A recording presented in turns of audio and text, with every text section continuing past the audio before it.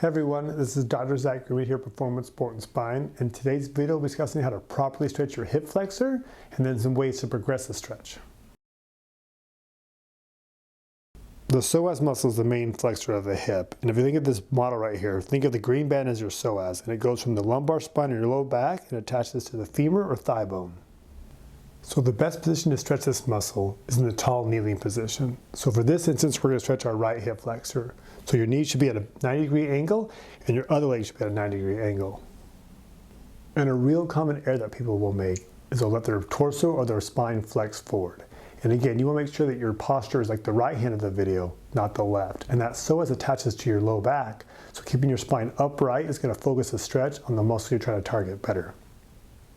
And then one thing I can't recommend enough is putting a pillow or a pad under the down knee of the leg that you're stretching. We're going to put a lot more compression on that knee than it's probably used to. So this is going to really save you a lot of soreness and discomfort in that knee. Now we're going to show you 4 ways to increase the intensity of this stretch. But again, more isn't always better. And it's really important that you tailor the stretch level to your current symptoms and goals. Progression number 1. Again, we'll be stretching our right hip. So with that down knee, we're going to shift it back a little bit away from our torso and then lean forward, creating more stretch than the previous exercise.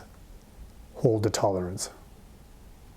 Progression number 2. After keeping your knee back, what we're going to do is roll our pelvis backwards. So we're going to think of our pelvis as a bowl, and we're going to roll it backwards or pour the water out the back of the bowl, and then again hold to tolerance. This should increase the stretch of the previous exercise.